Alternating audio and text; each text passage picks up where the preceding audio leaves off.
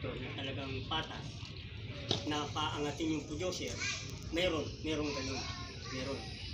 Pero yung director ng una pera kaagad yung sinisipti sa sarili niya. Ang pelikulang yan, hindi yan mapapanood sa mga sinihan.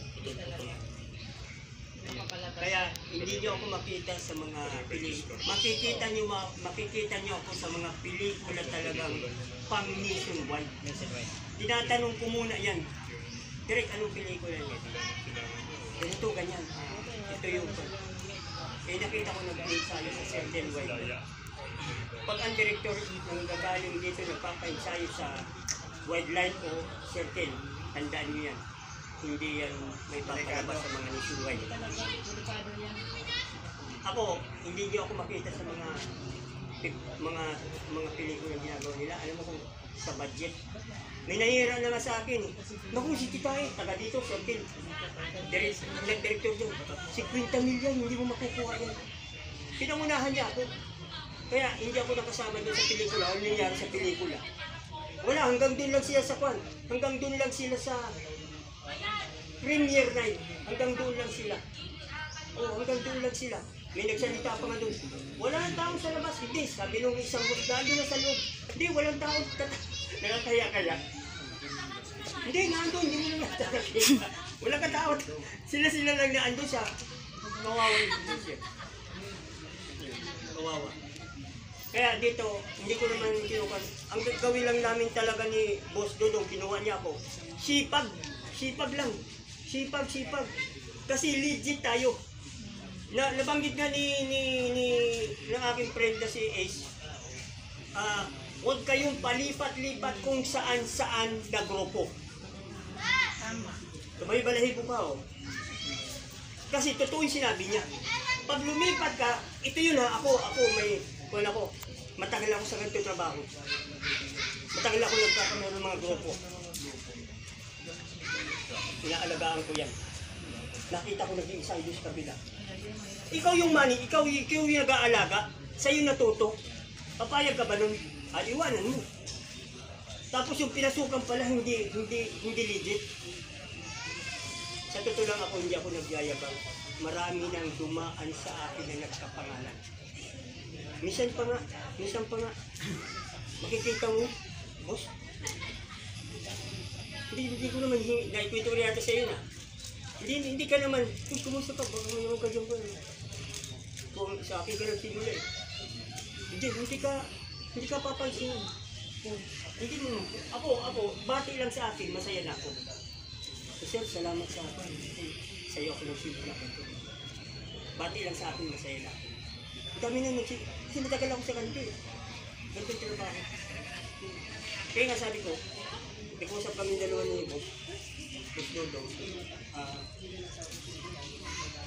Sabi ko, huwag na tayo yung mga tao, kuwan mo na, huwag papalipat-lipat kung saan-saan. Kasi pag palipat kung saan-saan yan, maguguluhan, magkabuhol-buhol, hanggang tumanda ka na, extra ka pa din. Ugod-ugod ka na, extra ka pa din. Tumuto ka sa isang naghahawak sa'yo. Ngayon, kung hindi ka naman inaasikaso dyan sa naghahawak sa'yo, kung lumipat. Kung hindi nagsisipag, ganun lang yun. Ayun, yun ang angkong ko. Legit tayo, legit. Pakita ko sa inyo. Nakapag-show naman na tayo, nagkuhan na tayo ng, di ba? Nag-sign na tayo. Yung client ko.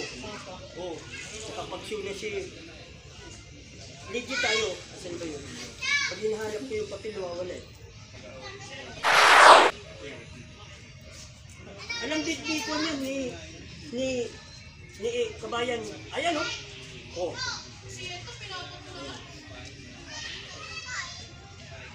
Ito yung luma. Ito yung bago.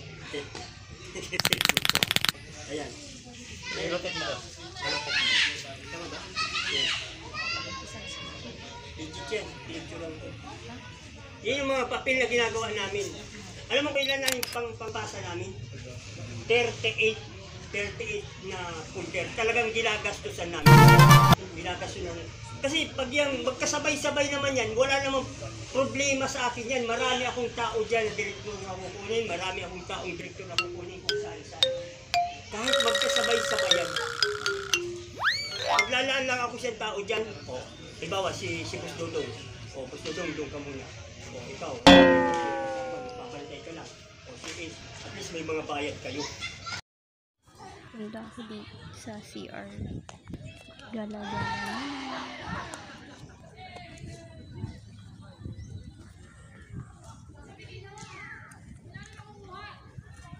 Maganda dito mag-practice. Mag-ensayo.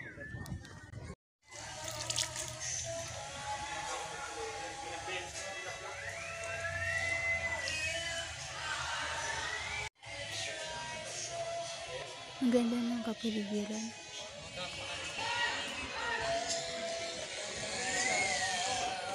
Ang ganda dito. Wow, beautiful. Nakaka-relax ang viewing.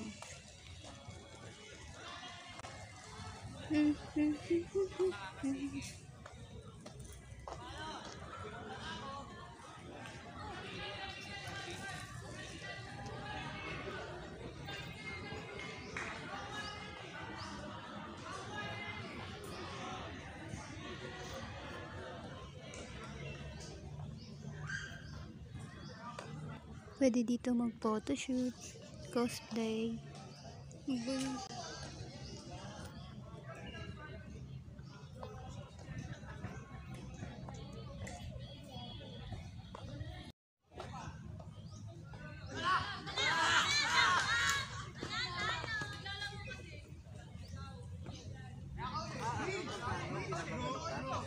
Nakauwi ka na, tapos pinakabalik ka. Huwag dun. Minsan, pauwi ko lang. Parang na-stress na.